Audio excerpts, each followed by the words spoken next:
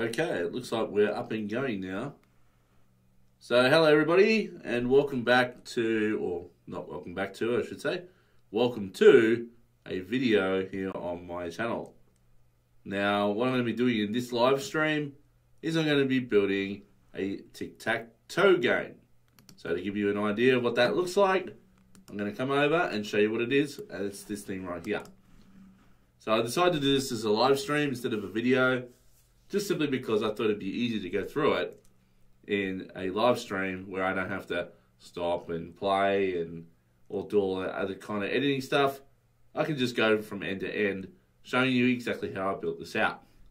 So what it does is, if I highlight over one of the boxes and click it, you'll get an X, then someone can be O, then X, then O, and then we can have a winner like that.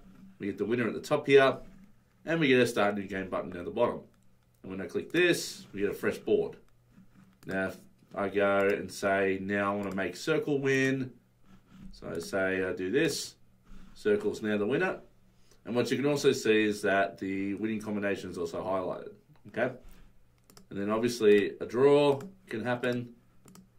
So if I do something like this, then now you can see there was a tie, all right? So this is what I'm going to be building in this session from the ground up. Now, before I get started into actually coding this out, I do use a couple of snippets in this session, or I will be using a couple of snippets in this session. And basically, that's listed in the description of the video or the stream, however you're looking at this. And it's basically these three things here, okay? And that's just to speed things up a little bit. So let's get started, shall we? So the first thing I'm going to do is I'm going to create the files I need. I'm going to come in here, I'm going to go, I want an index.html. Then I'm going to have a folder, I'm going to call it CSS. And here, I'm just going to set a tictactoe.css file. And then on top of that, I'm going to have a JS folder. And inside of that, I'll just have a tictactoe.js file. Cool. So now that I've got that in place, I want to actually add in some templating for my HTML page. So to do that, I'm just going to use a quick little snippet that I have. And that is basically something called LD, TTT, starting template, I think it is. Yep. And that gives me just basically a simple little HTML template here, which has the basics in it, including a reference to the style sheet that we just created in our file system over here. Cool. So that's that bit done. So if I try and run this now, so at the moment I'm going to use something called live server, except it's not actually up and running at the moment, which is interesting. All right, that's weird. Let me see if I can work this out. Live server. It's not saying it stopped. Interesting. Let me save this. I might just restart this again. So I'll just reopen the same folder. Not sure why this is happening, but this is what happens when you do a live development. And it's not going to let me do that, so I might need to close it and then reopen it. And if I reopen again, so I can just choose the folder. Hopefully this time we'll get that live option down here. There it is. So this will allow me now to open it up as the live code that we have here. So basically what I'll do here is I'll make a change and it'll instantly reflect over here. So at the moment we have an empty canvas. So the first thing I'm going to do is I'm going to add this background and kind of get the body and everything to be full height. So we have this gradient thing in the background here. Okay. So to do that, I also have another snippet to do this. So it's going to be called LD, TTT, starting CSS. And these are snippets I wrote myself. So basically all I've imported here is a lot of variables around colors, a lot of variables around gradients and box shadows and border radiuses and things like that. And I also have a variable for animation speed. Then I have some basic properties for all elements. So no margin, no padding and box sizing. I make sure the HTML and the body elements are 100% high. And then ultimately, I just make sure that anything we place inside the body in here will be centered to the middle of the screen by default, okay? And you'll see we've got that gradient color, which if I come up to where that's defined, you'll see it's a linear gradient with this background light color and this background dark color. So if I look at those, they're the first two options here. So I've got the light color and the dark color. So now if I come back to what we've got here and I save this, well, there's that gradient background. All right, so pretty straightforward. Don't want to talk too much about that. The next step is to now build out this board that we have here, okay? So to do that, I need to really define a game inside the body first, because this game will have both the board, and the result of a winning game. So we go div, I'm going to give it an ID of game, like so, and I'll put a H1 in here and I'll just call it Tic Tac Toe, like so. If I do this right now, well, we get just text in the middle of the screen here, all right? We haven't styled up the actual game yet. So the game will be basically this yellow outbound thing. The board is really just a collection of these cells, all right?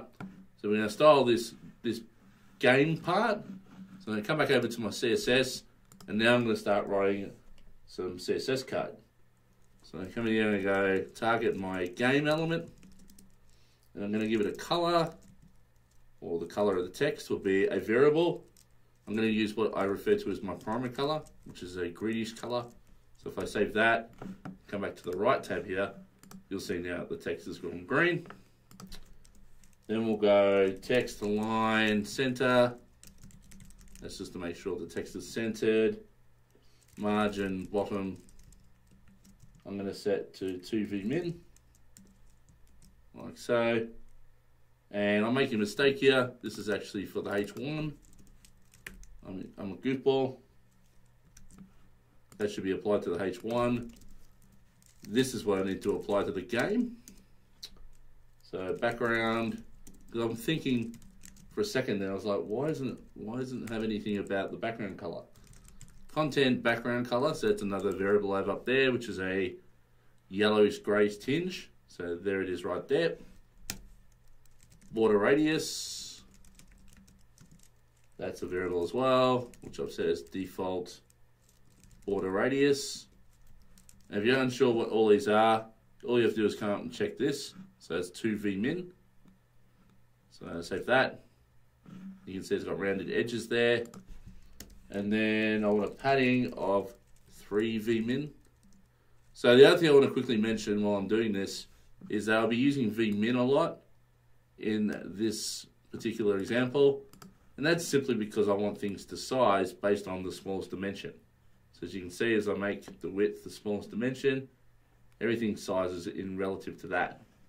But if we make the height smaller than the width, then you'll see it'll get smaller again, right? So that's how I'm going to kind of keep things in perspective. I want to use vmin. So you're going to see that a lot in the CSS code. So the bottom of that, then actually I want this to be padding. I want to add a padding here, sorry, not a margin bottom. That's better. And now box shadow, so I want it to pop out a little bit, and I've got a variable for that, so it's just called box shadow, and that should make it pop out just a little bit. And I've applied it to the wrong element again. This was meant to be applied up here, like so. And in fact, for the header or the heading, this should be a margin bottom of 2vmin. And then I just want to adjust the font size a little bit to a variable dash dash main title font size. So that's another default font size I set for all the headings here, which is 4vmin at the moment. So if I save this, well, we get that, okay? So main title font vmin, beautiful.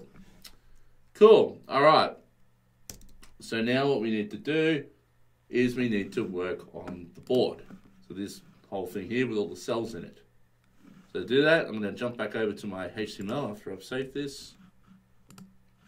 And underneath the H1, right, I'm going to define a div, whoops, with an ID of board, like so.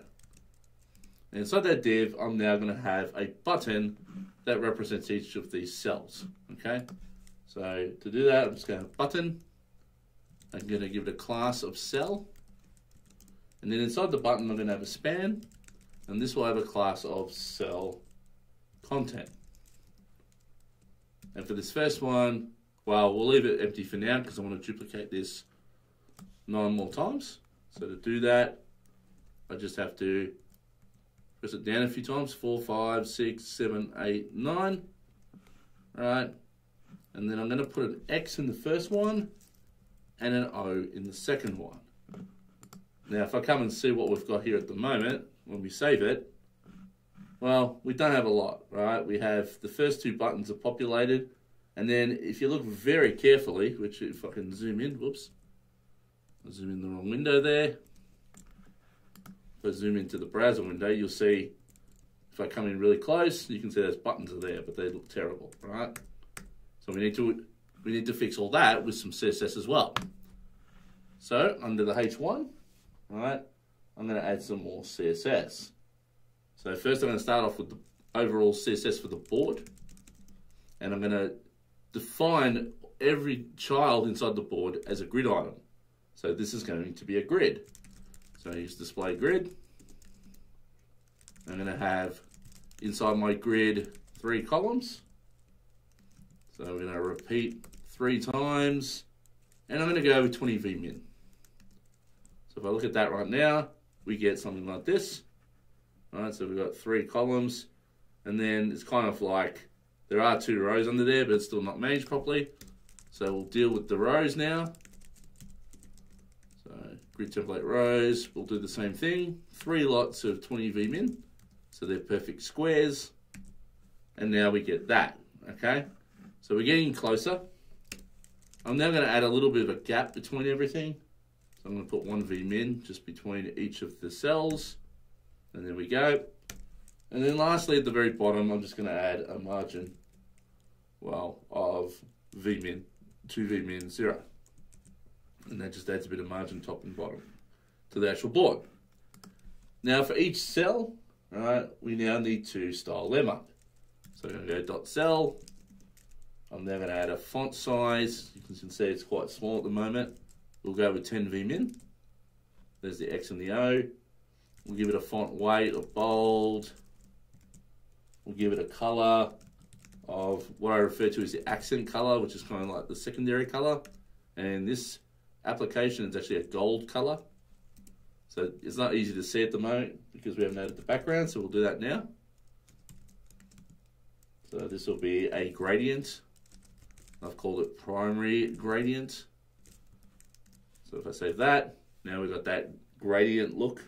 So this looks very similar to this now, but we just need to do a few more things. So first we'll adjust the border because the border is a little bit black and it's popping out a little bit.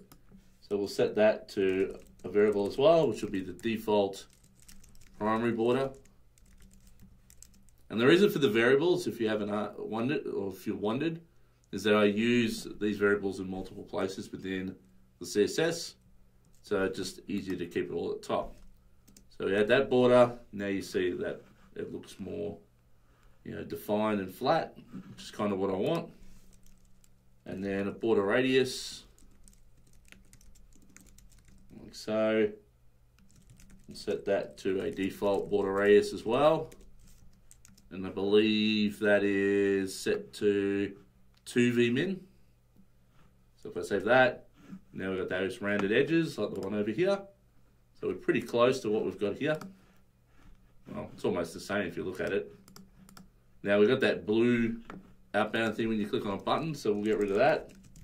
Outline none. And just quickly save that. So now the blue thing's gone away. And then lastly, we'll add a box shadow similar to what we did before. So that'll be dash dash box shadow. I was just checking to make sure my audio was running then. I couldn't remember if I pressed it or not, which is good because I did. Alright, so there's the dot cell. And now we need to address what it looks like when we hover over it, or when we click on it, or when we have a cell that's part of a winning combination. So that means I'll have a selector like this. So we're going to target the active cells. We're going to tackle the cells in a hover state. And then we're going to target any cell that has a winner class also associated with it. Cool. And when we do this, we're going to have the cursor equal to pointer, just like that. So if I save this and I do this, now you can see on hover, it stays as is, which is good. We're then going to set a different color. So when we target these particular states, I want the color to be that same color as that content background color. So now if I come over and do that, see now we get that the color of the text changes. And then I want to adjust the background color a little bit as well to a different gradient.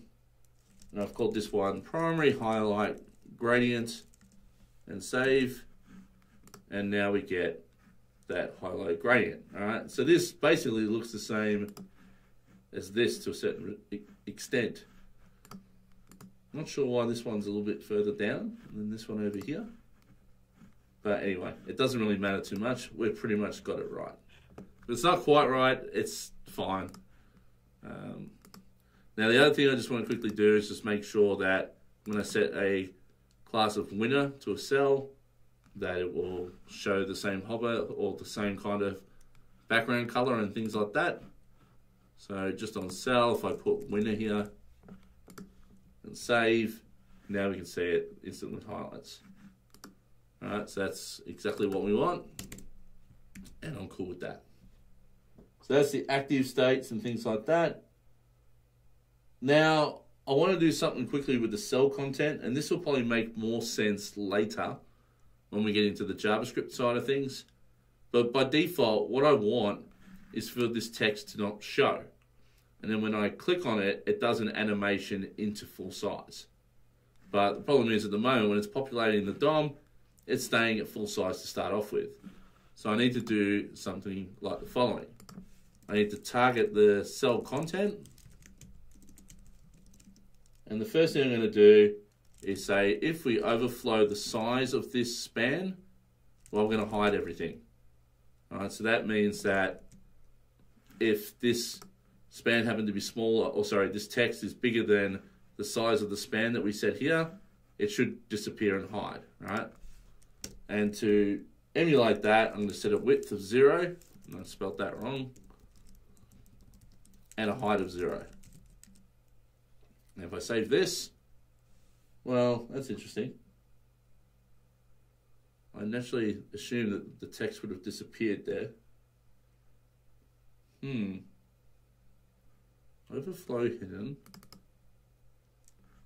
Width is 0, height is 0. Ah, sorry, my bad. What I also need to do on the cell is set this to be a flex container. And that makes it disappear. That's right. So when you use block, it's not going to shrink the children, right? Because by default, when you set flex, items will shrink to be as small as possible. And because we set the width and height here to 0, that means it's shrunk all the way down to 0 size. Which means that if we don't set overflow here, well, it'll be pushed out because of the fact that the content is of a certain size. Now, what you can also see here is that it's not aligned properly, so we need to just quickly address that. So justify content, put that in the center, and then align content is in the center as well. And we need to just put text align is center, just to be safe. And that's not working. Why is that not working?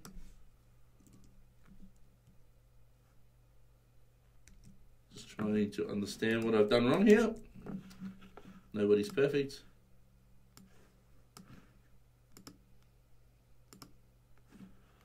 By rights. So it's 0 content. I think it's got to do with the fact that the span is currently 0 size. So I don't think this is a problem once you increase the size of the cell content later on, which is what I'll be doing. So for now, we can just leave it like that, and I'm pretty sure it will work later on when we do the animation. Now we need to set up the animation. So to do that, I'm just going to add a transition, like so. I'm going to set it on the width, and I'm going to set, whenever this is changing, I want it to animate over this variable length, which is 350 milliseconds if I remember. And for the height, I want it to do the same period of time. And that's it, I think, for that. Now it's not going to do anything right now because we need to control the width of this using another class probably at some point, to which that will happen right now. We can add another class under here called .populated, and this will be applied to the span that has the class of cell content dynamically when we click on it. And this will have a width set to 12 vmin and a height set to 12 vmin. Now this may not make much sense right now, but it will make more sense when we do the JavaScript for this. Cool. All right. So I think that's pretty much the board set up here. I'm just double thinking and making sure that that's correct. I think we're all good here. I think we can get into the JavaScript now. So, yeah, I think we're fine. So what we'll do now is start looking at the JavaScript to make this baby interactive. So I'm going to come over to my tictactoe.js, and the first thing I want to do is, well, actually before that, I need to come down to the very bottom of this. So just under game, I'm going to have a script with a source is equal to that JavaScript file. Oops. And just underneath that, I'll add a no script tag just because I just like to. You need to enable JavaScript to run this app. Too easy. All right. Save that. No major dramas there. Coming over to the JavaScript again, what I want to do first is register a click event for each of these buttons that we have inside of this board. But before I do that, I'm going to register an object here called class names. All right, and inside of here, I'm just going to have a property called cell, and it'll be just equal to cell. All right, it's just a way for me to keep control of the name of all the classes I want to target. So now I'll go const cells equals document query selector all. So we're going to get everything that is of type dot dollar class names dot cell. So that will give us all the cells with the class name of cell, basically all 9 of these buttons. And then basically for each one of them, right, what I'm going to do is I'm going to get the current cell as well as its index, and you'll understand what the index is for later. And for each of these, the first thing I want to do is just go console.log, and we'll say cell clicked. And this is just to confirm that this stuff is working. So I'll save that. And now if I come over here and open up the toolbar, and I'm not sure why it said cell click straight off the bat. Maybe it's been remembered from earlier. If I click on this now, nothing is happening. And that is because I'm a goofball. And what I needed to do is go c.add event listener on click, like so. then add cell clicked. I missed a step there. Now if I do that, and I click on the cells, now it says cell clicked, cell clicked, cell clicked. Cool. All right, that's all wired up and ready to go. So now we have detected when we click on a certain button. We also have an I, which will tell us which item, which particular cell we clicked on. So this would be 0, and this would be 8 in the array, or in the selection here, 0 to 8. Totally fine. And now what we really want to do is set up a way to keep track of what is in each cell, okay? So the first thing I'm going to do is just after class names, I'm going to set a new variable. I'm just going to call it cell values. And I'm going to initialize it to an array of 9 individual empty elements. So 2, 3, 4, 5, 6, 7, 8, 9, like that. And then I'm also going to, because I need to target the content inside the cell, I'm going to add another selector up here for the cell content selector, which will be just cell content. And I'll also add the populated class in here too. So I'll go populated. And that's just to keep track of all my classes, so it's not all in the code everywhere. And now what I'm going to do is down here where I've got the console.log. Well, actually, no, just before that, I'm also going to define the users that are in this game. So I'm going to have X, which is equal to X, and O, like that, which is equal to O. Cool. All right, so we know we've got users, we've got all the classes, we've got the current value of the cells. Now we just need to do something when we click on each cell. And now the first thing I'm going to do, well, actually, even before that, sorry, I need to also keep track of if X is next or not. So is X next? And by default, I'm going to set it to true. Now I think I'm ready for the click event. Yep. So in here, the first thing I'm going to do is just go cell values at I. So I will represent the index of the cell, of the button, sorry, that we're clicking. So that is now going to be equal to, all right, and this is the key here, it's going to be equal to, if X is next, so this here, X is next, then we're going to say that the current user is X, otherwise it's going to be O, right? Makes sense? And then straight after that, I'm now going to say X is next. Oh, sorry, is X next? I'm going to put X is next, I think, just to be consistent with my notes here. X is next is equal to, not X is next. And if I save that, well, it's not going to do much, right? You're not going to see any differences here. But if I come into the console and I look up cell values, now we can see, if we look close enough, you can see the 0, the 0, the X. Now, I'm not sure why there's 2 zeros at this point. Let me refresh and try this again. Why is that not clearing? Let me try this again. Weird. Something's wrong with this.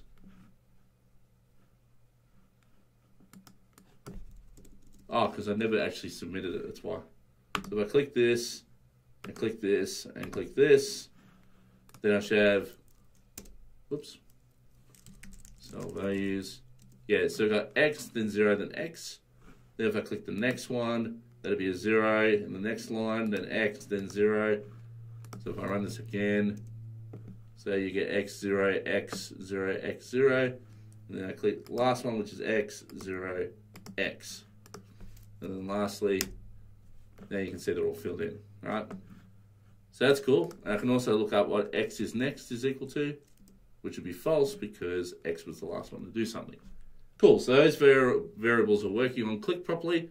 We don't have to do anything else with those.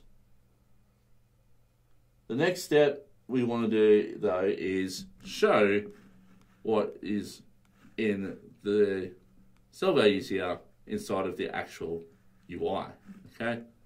So the next thing I can do is just come down to here and go, I'm going to get the cell content for this individual cell. I'm going to go c.query selector. Is it query c? Why is it coming up with c is up here? Oh, sorry, I've got the equals c.query selector like that. And then I'm going to add another dot and then dollar cell content like so. And that will target that. So it should give us the cell content. And then we can go cell content dot inner HTML is equal to, well, we know we're in cell values of I right now, aren't we? So we can just add the value straight in. And then lastly, because we want to indicate that it's populated, and this is the key around that populated class we did earlier, and that's not how we set it. The class list dot add class names dot populated. And if I do this, if I've done this properly now, I'll close this down for a moment. If I now click on something, that should have worked. Why did that not work? Cell content is equal to c.query selector dot cell content. Oh, sorry, that's meant to be class names dot cell content. Now if I try it again, so if I refresh, there we go. And surprisingly, that alignment didn't work from earlier. Weird. Okay. I made a mistake earlier. I think on the cell I need to make that a flex, and I did. So why is it not aligning properly? Because I chose align content. My bad. So on Flexbox, there's no such thing as align content. It's align items. Align content is a grid property. There we go. That's better. So now if I come back and close this and refresh and run again, now you can see that animation kicks in whenever we click on something. All right, and that's because I've added that populated class. Cool. Now the other issue that we have at the moment is that we can toggle things that are already populated. So we just need to quickly deal with this problem. And this is actually pretty easy to fix. All we do here is make sure that we don't do anything if cell values I. And when it doesn't have a value, so it's an empty string, all right? So when it doesn't have a value, then we do all the stuff that we just did, like that. And save. And now if I come and click, and I try and click on the same thing, you can see it doesn't change. And if I fill them all in, like so, I can't click on them anymore and change the value. Awesome. Now we're starting to get there. But obviously, the key to the application is basically showing who wins. All right. So we've done a list, but we don't have a way of indicating who's a winner. Or we don't have any logic that says, you know, calculate who the winner is and show it. Right? We don't have anything like that. But before we get to the actual JavaScript to dictate that, we might work on the UI first. So I'm going to come back over to my index.html, and just under the game, I'm going to add a div with an ID of modal overlay. So I'm going to have a little modal that's going to be in this system. It's not really a modal as such, but you'll see what it looks like in a minute. I'll save that for now. That'll add a little bit of extra content down there, which pushes the board up, but I'll fix that right now by coming under .populated. I might change this to .cell content.populated. I don't like it like that. And then I'm going to put in a selector for that modal overlay. And I'm going to give it a position of absolute, which is what you see with most overlays. I'm going to give it a left of 0, so it's on the left edge. right of 0, so it's on the far right edge as well. Give it a top of 0, so it's at the top. And also a bottom, right? So it takes up the full browser window. Then for background, I'm just going to go var modal overlay color, right? And all that really is just a very transparent black. So it's this one here, right? So it's almost fully transparent, but not quite. So if I do that, well, you got that typical overlay look and feel that you see on most websites. So if you ever wondered how to do a modal overlay, that's the pretty simple way of doing it. So now that we've got the overlay, we can't click on anything, right? So nothing changes, which is good. That's what we want. But need to add some more content in here, okay? So we need to add that modal, I guess.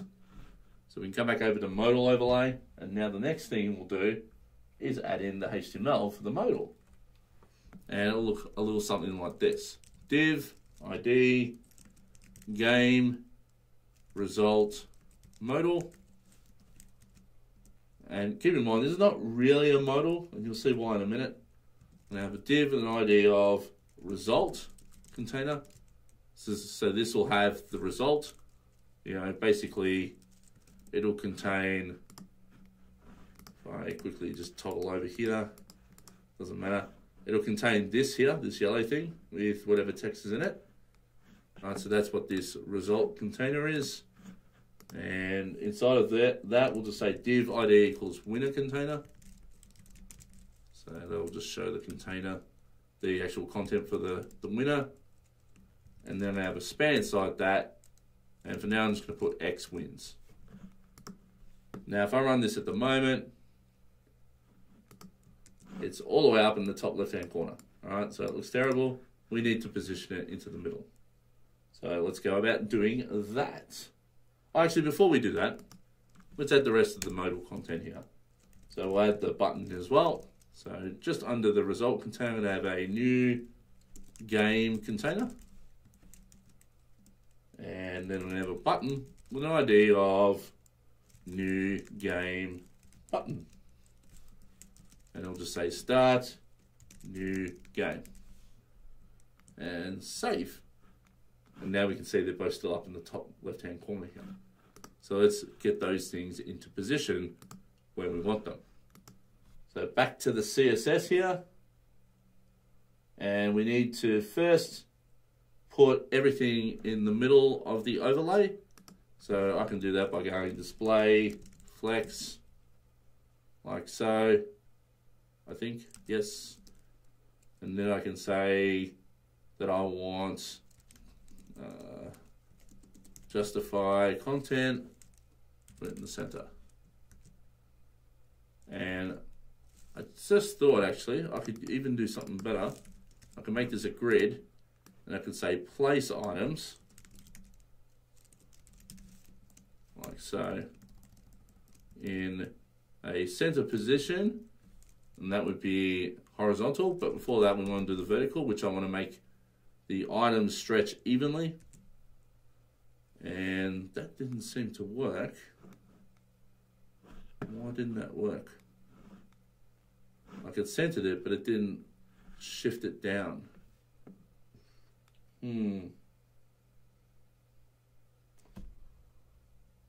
I think the idea is because I've applied the CSS to the wrong thing. Yes. Yes, I meant to just basically not place items, just go justify content, center, and we'll make this flex. Cool. Now for the game result modal, that's the thing I think I wanted to stretch out. So we can go hash game result modal. We can put display grid on this.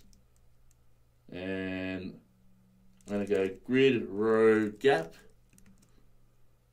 I'm going to set a big number for the minute. Actually, I'll leave the grid row gap for a second. And I might just save it as is.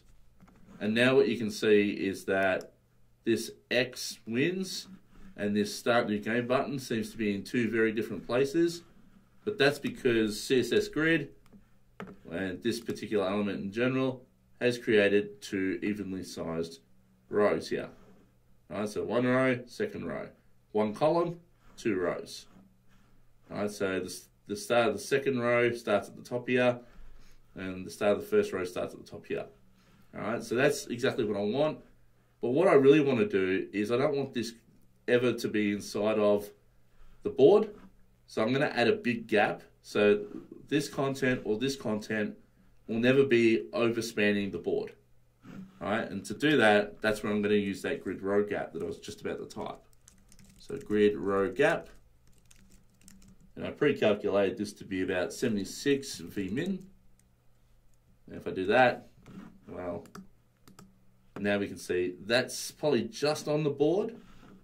But I remember what I ended up doing was just adding a bit of margin on top of this. And it just ended up equating properly. But anyway, moving on. While I'm here, I'm going to add another variable. So modal items border radius. And that's simply because the border radius is a little bit different at this level. And I'm setting this to 1 vmin. Like so. Cool. Alright, so now that I've done that, I now want to target the actual result container, which is this baby up here. Alright, so that's the first element that's inside the game result model. I want to target this now. And what I want to do first is I want to bring that text that you see at the top there down towards the top of the board. Alright, so to do that, I'm going to give display flex, which won't really change anything. But if I go align items, and I put it to flex end, now you'll see that the text is towards the top of the board and the button is towards the bottom of the board. Alright, so we've got that grid gap that we had earlier, kind of keeping these things at bay. Now, if I don't add the grid row gap, what will end up is happening is this. It'll meet in the middle of the screen like that. Alright, so that's what the gap was for, was to put enough space between these two things. So I'll add that back. So that's the result container. Now, inside the result container, there was a winning container. Or is it a winning or a winner container? Winner container. So I'm going to use this as a way to push that X wins up just a little bit. So I'm going to go hash winner container. I'm going to add a margin bottom of 4 vmin. And that pushes the text here up just a little bit. And same with the new game thing down here, I'm just going to add a little bit more space. So that is this element here. Underneath winner container, I'm just going to add a selector for that. And I'm going to add a padding top of 2.5 vmin. And that just pushes the button down a little bit. Cool, so we're nearly there. We've nearly got it displaying the way we want. We just need to style these individual elements up now to look like, well, these. All right. Now, also keep in mind that I'm not doing that. So now they should look like this in the end. Cool. So let's go about styling those babies. So for the winner container, which is basically this whole thing outside the span here, I'm going to add some more CSS to it. So just under the margin bottom, I'm going to add a width. I'm going to set this to 30 vmin, which really won't show much at this stage except that the text has moved. I'm going to set a height of 8 vmin. Again, you'll see the text has moved a little bit. I'm going to add a font size, so I'm going to make this bigger. And I'm going to set it to the same size as the main title. So I'll just use that variable there. So now it looks like that. We'll put the font weight to bold as well. Beautiful. What else do we want to do? Set the color to the primary color. Not primary highlight gradient. Primary color. Cool. We're going to set the background to the accent color. So that gold color. Great. We're going to set the border. And we're going to set that to, well, a variable I've called default accent border. It's really just a very custom color, border size and border color. So you can see this is probably 1 pixel or whatever it is, but it's that darker gold color that you see there. What else? Border radius. We'll go box shadow first. So that's the same box shadows I've used everywhere else in the application. So that makes it pop out a little bit.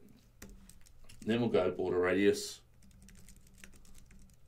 And this is equal to that new modal one that we defined. Modal items. Whoops. Modal items border radius. Like so. And that's kind of how we want the thing to look, sort of. Still not positioned right, but what will happen is when we adjust the button down here, it'll push this up just a little bit when it gets bigger. So roughly this is about where we want it, but we need to align the text into the middle.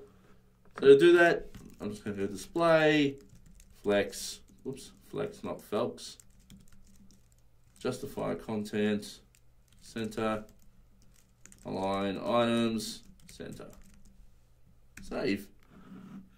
And if I go back to the right tab here, now we can see it says X wins. Fantastic. Now the last thing we want to do is just style that button and make sure that things look good. So let's do that. So underneath new game container, I'm now going to have a selector for new game container and the child button. And on this, I'm going to set a font size to 3 vmin. Beautiful. Padding 1.5 vmin. That's a bit of padding. Beautiful. Color. Well, the color is going to be the accent color. Accent color.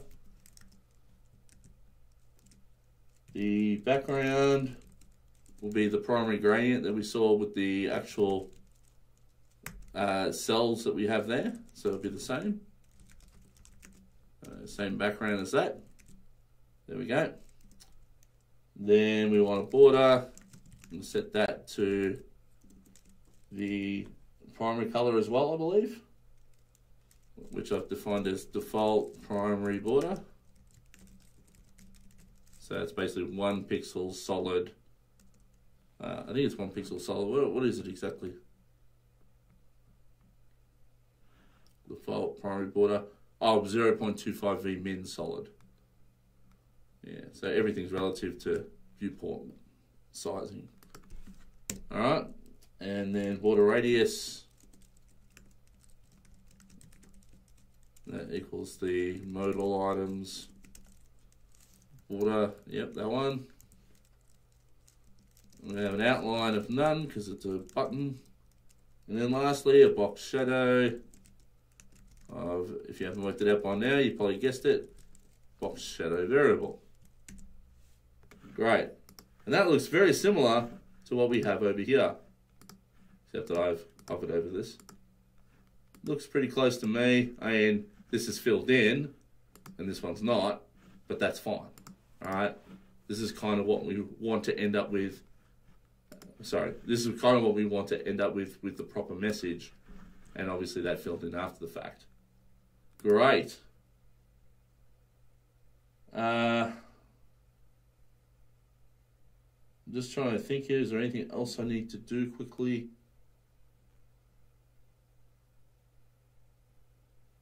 I think the only issue I have here is that this button is not exactly aligned properly, and we haven't actually covered the hover state. Yeah, so this one's more to the right, and this one is over, and it doesn't have the hover state on it.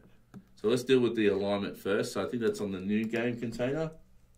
We just need to set this as display flex, like so, and then we need to set a align items to flex start and justify content to center. And that should technically put it in the same position. Let's take a look. That looks pretty good to me. It looks pretty even. And now just the hover state, which we just need to quickly do here. So to do this, I'm going to have this selector with a hover on it, plus the same selector with an active on it. And then all I need to do here is change the color to pretty much that same behavior we had with the cells. So this would be content background color. The background will be that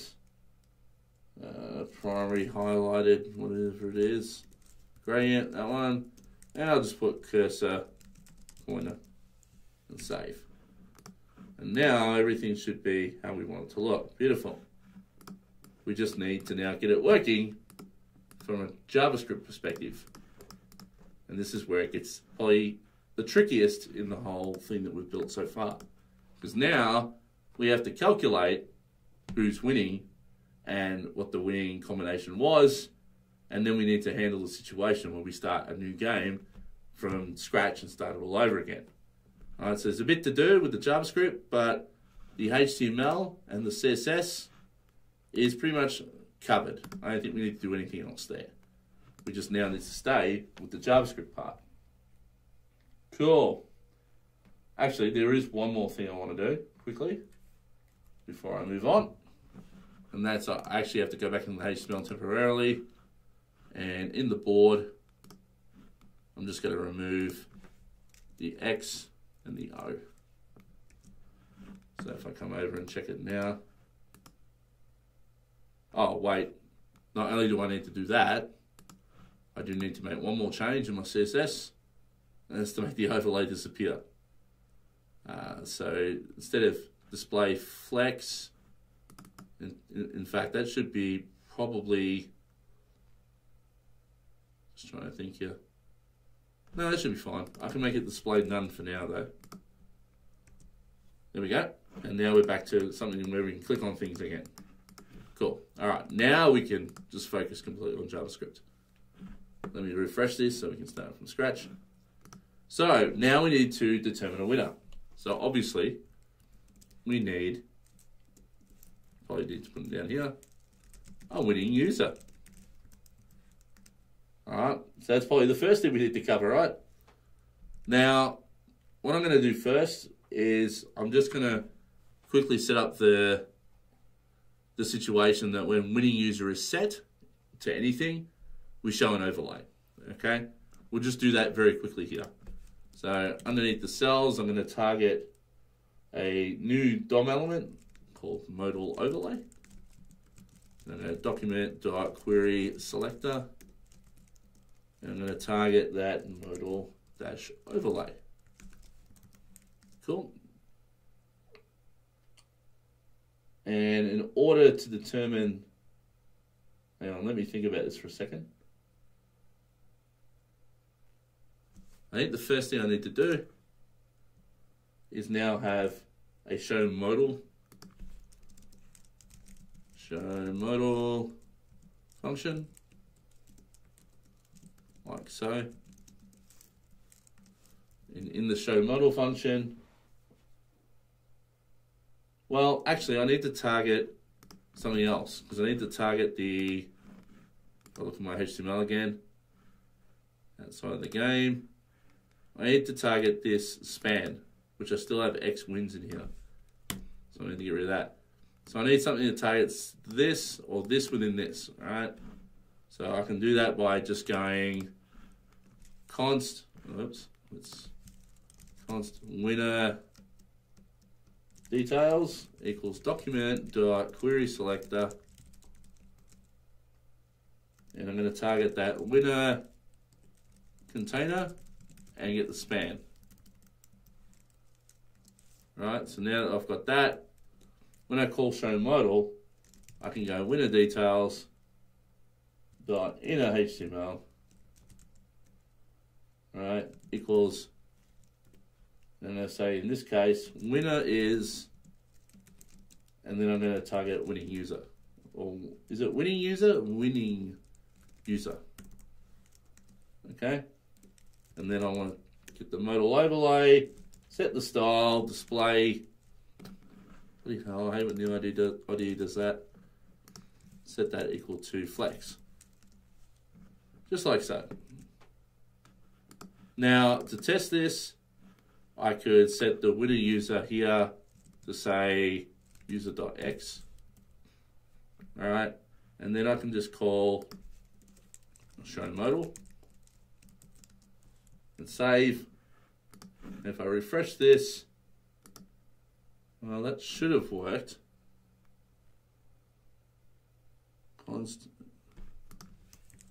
That should have worked technically. I'm going to narrow modal overlay. What style? Oh, modal overlay is not the correct. Oh, I put modal. Modal. Now it does it. There you go. Winner is X. Alright. If I change this to O and save, winner is O. Okay, cool. So I'm going to set this back to nothing. And it's probably going to crash. Winner is undefined. Okay, cool. So for now, I'm going to hide that modal, like so. And basically what we need to do is set this to a value when we've determined the winner. Alright, so to do that, in fact, what we'll do before that is just down here, I'll put an if condition. And I'll go if winning user, then we will show modal, all right, and save. And because winning user is never set, when I actually click on a cell, it's just going to play through. Before I, for example, let's say winning user equals user.o and save. Well, it doesn't show the modal straight away, but when I click on the cell, well, then it will check the winner. So what we need to do now is have a function that we use to calculate the winning user, assign it, and then we can show the model, okay? So I'm going to get rid of this line, otherwise it's going to keep showing them the modal, I should say, every time. Now it doesn't, cool.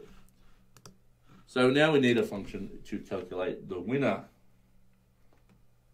But before we get to that point, we need a way of determining what the winning combinations are in Tic Tac Toe.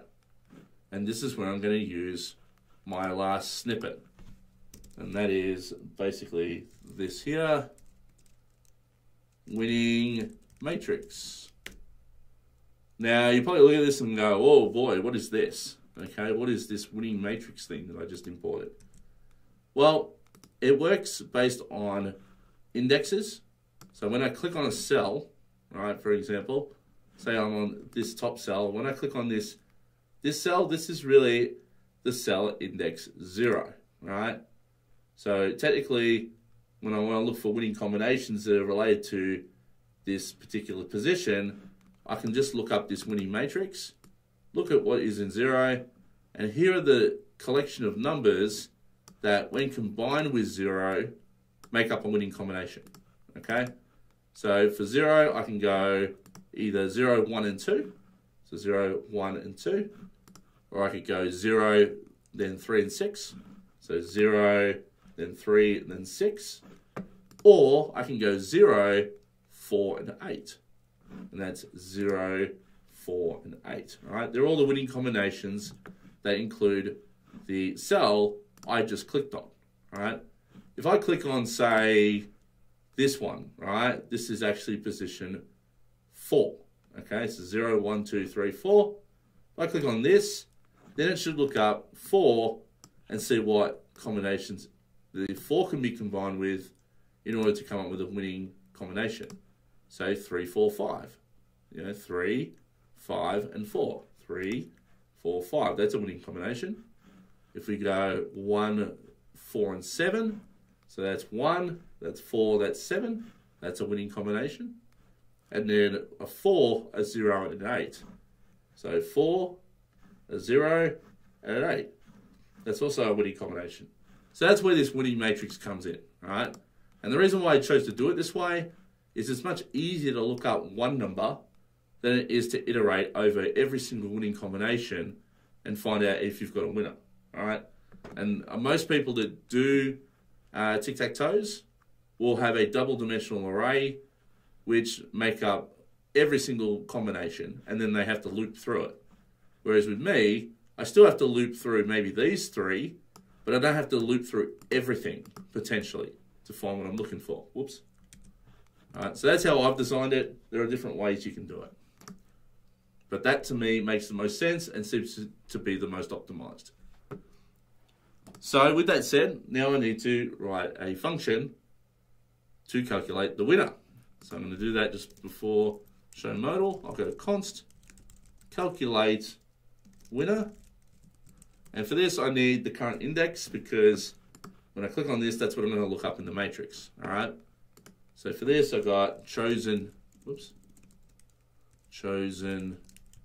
index. Get rid of that. Equals arrow function. Now, to use this matrix appropriately and find that winning combination, obviously it has to be an X or a 0 in all three combinations that make up a winning combination, right? So the first one I'm going to capture is the value that's in the current position. All right, so to do that, I can do something like this. I can go, well, actually, before I do that, I'll grab the winning combination, or this matrix here. So say I pick 0, I'm going to capture all these fields here. So I'm going to call that const winning ranges equals winning matrix at chosen index. Right? So that's the same as doing a property lookup. So I'm looking up property 0 of the winning matrix, and that will give me this collection here, or this set array. Then I'm going to loop through those. So we go for, let I equals 0. I is less than winning ranges dot length. You know, your typical loop stuff. And this is where all the power happens. So now we've got these three array options that we're going to iterate through. So the first value I want to capture is the current one. The current entry, so basically the entry of the value that we just entered into the cell here, that will be captured at cell values of chosen index, all right? Because that's the one we just clicked on.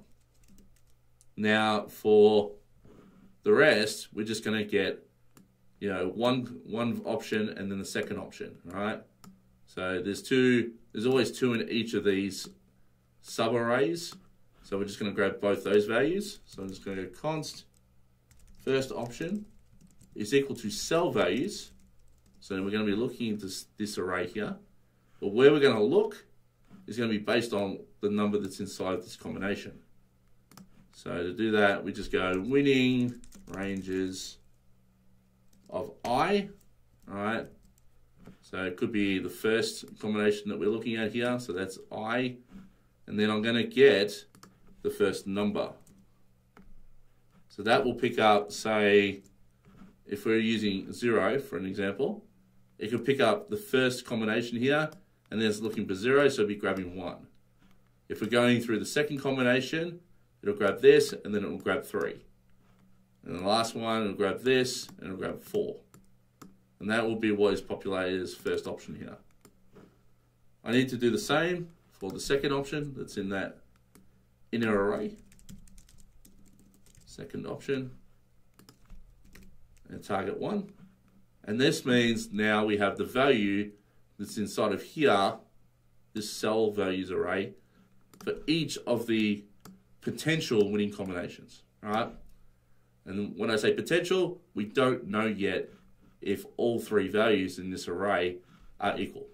And that's what we're about to check. So this is where I go, if the current entry, so what the value that's currently that we just clicked on and we put a value into, so in this case the X, if an X is also in the cell that matches the first option, and that should be a triple equals,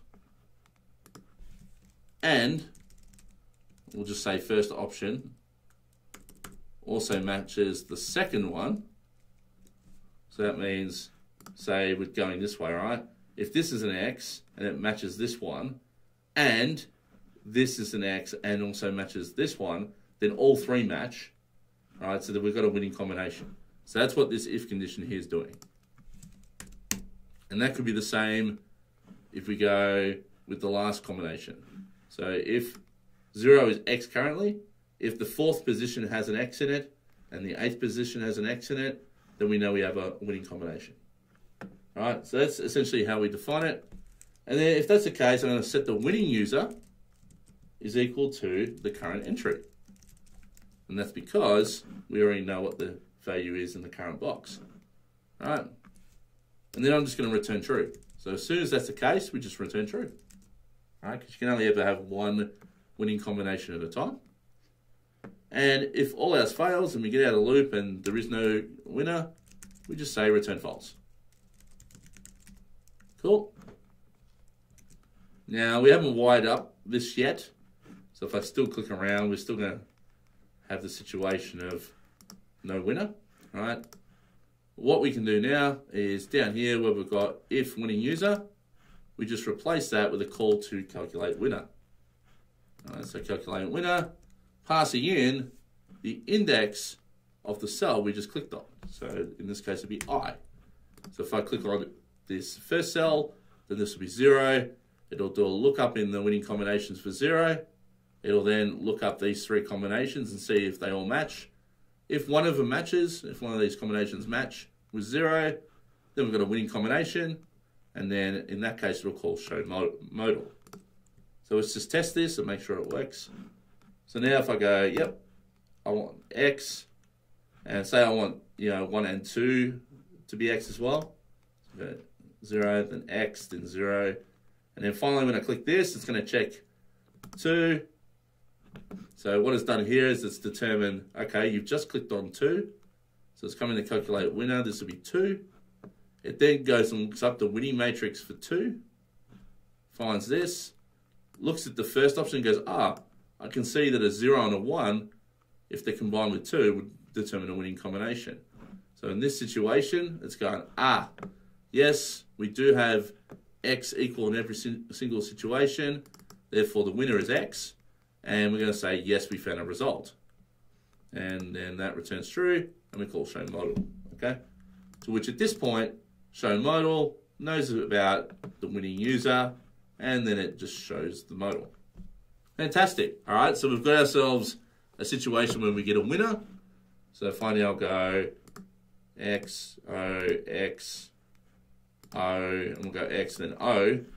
Winner is O. If I now try maybe go on diagonal, we'll go X, O, X, O, X, O. Winner is O. So see, we get diagonal. So you can try all the different combinations if you want, but I can guarantee you they'll work, okay? What we haven't captured though is if we get a tie.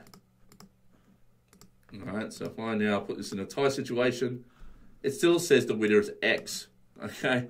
Now technically the winner is not X, and the winner is not X because of the fact that, number one, it's remembered the winning user from last time. All right, so the winning user was never reset back to a different value. It was set to whatever it was previously. And that might be something to do with the fact that I'm using live server here. But anyway, it would be a tie normally, right? So we need to handle the situation of a tie. Just quickly checking my notes here, just making sure that I'm still on target. So to deal with ties, basically there's only a certain number of turns that you can take in tic-tac-toe, right? You can take a minimum of 3, but maximum is 9 goes, right? There's only 9 cells to fill in. So to handle that situation, we can just come up here and go, let number of turns left, and we'll initialize that to 9. So this will go down as we click on cells. So the next step would be when we click on a cell, we just bring that down. So we just go number of turns minus minus. Pretty straightforward. All right, so if I do this now and I just click around and I look up number of turns over here, number of turns left, we can see we're on 7. Click a few more, check it again. Now you can see it's 4. All right, so we've got a variable for that. Cool. Now the last thing next thing I want to do, sorry, is I want to add another object. I'm just going to call it winner type. Equal it to an object that has a property called tie with a value of tie. Now I just do that because I like to keep literals in objects at the top. You don't have to do that if you don't want to. So I'm defining an object that will indicate a tie at some point. Now I just need to write the logic to determine a tie. And that's actually pretty straightforward. So because calculate winner is ran after the number of turns has been subtracted, we can just, after this for loop, check to see if the number of turns left is equal to 0. All right? And if it is equal to 0, then we say the winning user is equal to a winner type dot tie. So we're saying it's a tie. And then we just say return true. And if we try this now, so I'll just refresh to be safe. If I now try and force a tie,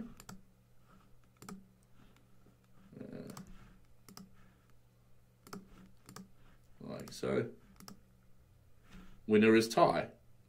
Cool. So now it's determined there are ties, but obviously we don't want it to say winner is tie. We want to say it is a tie or something like that. All right. So to do that, that's pretty straightforward. We can just come down to show modal, where we're showing the text here, and we can just add a simple if expression here. So if winning user is equal to winner type dot tie, then we're going to have, we can just pretty much copy this, and we can say, what am I going to call it? It was a tie. Else, we don't have a tie, so we need to show the winner. Okay, pretty straightforward. So now if I come in and I just create a winner for a second, all right, winner is X. Let's now make circle the winner. Winner is O, and then lastly,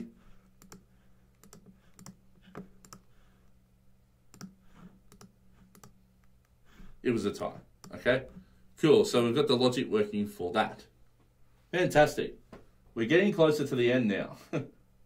Closer and closer and closer to the end. What we need to do now is we want to highlight when we have a winning combination. Okay, so at the moment, if we get a win, so say this here, we don't see this highlighted. Right, i.e. on the cell, we don't have the winner class set. So we want to keep track of the winning combination. All right, and when we know we have a winner, we want to highlight the cells that are made up of the winning combination. So to do that, I'm now going to come back up to the top here. I'm going to go let winning combination and set it to an empty array for now. And this will be what we use to determine who the winner is, or the cells that determine the win. Okay? So once we've done that, we now need to come down to calculate winner. And when we have a win, so in case of this if condition here, just under winning user, we really just need to capture the index or each of the indexes of the cells, which I'm highlighting here, that made up the winning combination. So it shows an index, winning ranges I of 0, and winning ranges I of 1. So all I need to do here is go winning combination is equal to a new array with chosen index, winning combinations I0, and winning combinations I1. And that's it. for winner, and then for a tie, let's say we make winning combination equal to an empty array, like that. All right, so that's all great, but we just need to handle the logic of showing something when the winning combination is set. All right, so to do that, I firstly need to come back up to my classes and add one more class here called winner, to which we'll add this to the cell that wins, or to the cells that win. And then around calculate winner, just before we call show modal, we need another expression here. In fact, before we do that, I might add the function to highlight the winners first. So highlight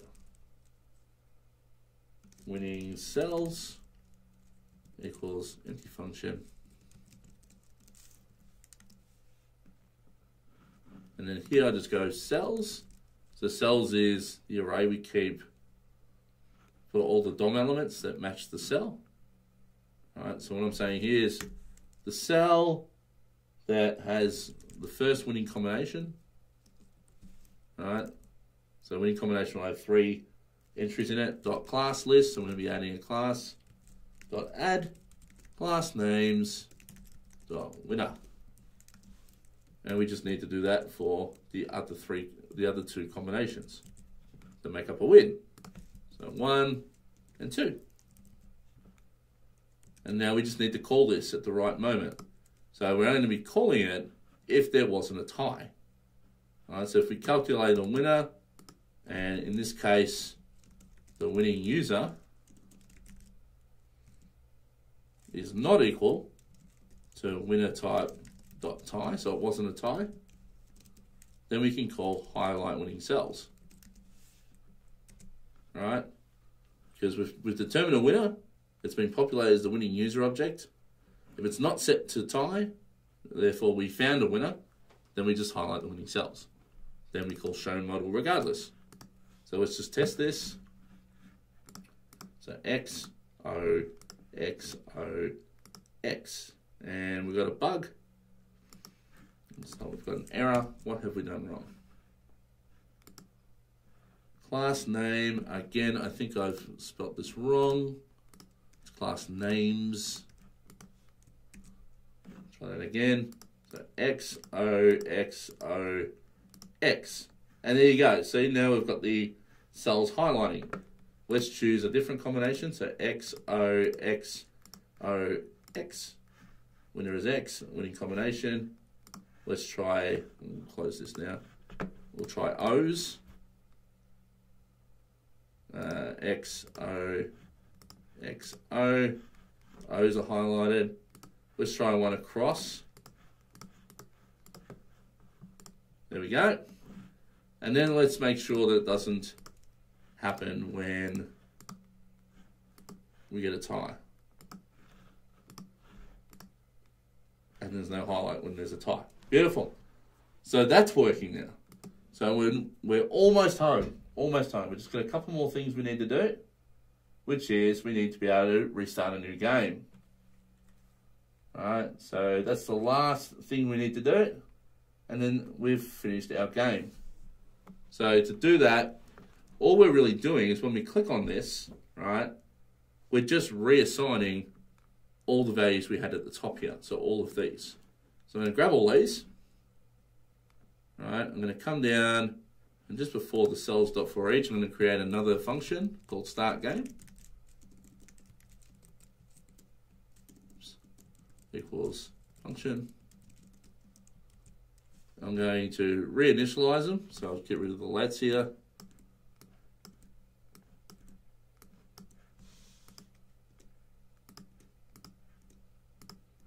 Except this one here will be undefined. And then just after this, we need to just do a few UI fixes. So for each cell, all right, so for each item that's in a cell, we just need to make sure that we empty stuff. Because if we don't do this, in fact, I can show you what will happen if we don't do this.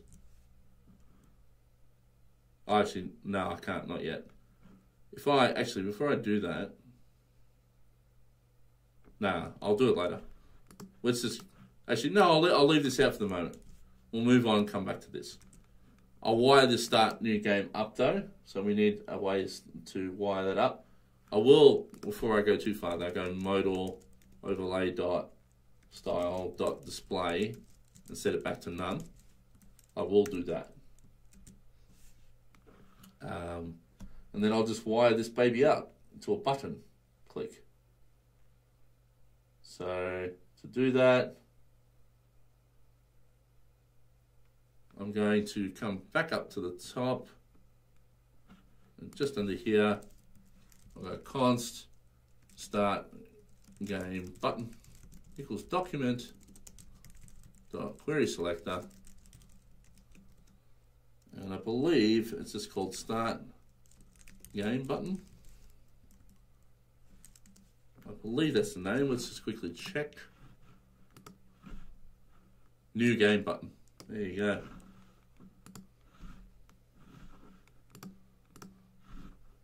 So new game button. Like so. Maybe I'll just change this to new game button. And then just before the cells get populated, let's add a event listener here. I'll put it on click. And all this has to do is start a new game. Now, I won't do the cells thing. I'll just leave that out for the minute and watch what happens. So if I start a game, let's say X wins, and I click this, the modal goes away, but the board doesn't clear, right? And in fact, it thinks that you're starting a new game, but the board hasn't updated, all right? So we need to clear that out. And the way to do that is to come in and go for each cell that's over here. I need to do a number of things. So I'm going to grab the cell content again. So c.query selector. And yes, you could probably refactor the code to not do this twice or select this twice, but I don't think it's a big deal here. Cell content. Because other than that one line, everything is a little bit different. So cell content dot inner HTML is equal to cell values of I. So by rights that will be blank, but we'll just reuse the same array anyway. Then cell content dot class list dot add. Hang on one sec. Why am I saying populated here? I think I'm supposed to put remove class names dot populated, and then finally for each cell, the class list needs to remove the class name. Whoops. Class names dot winner. So I'm just removing all the classes that aren't needed for an unpopulated cell, as well as updating the inner text to be empty. That's what I'm doing for each cell. So now if I do this and we play another game, there's the winner, click that, cool. Let's get circle to win this time. Beautiful. Start a new game. This time we'll get a draw. Oops, what am I doing? I wasn't thinking then.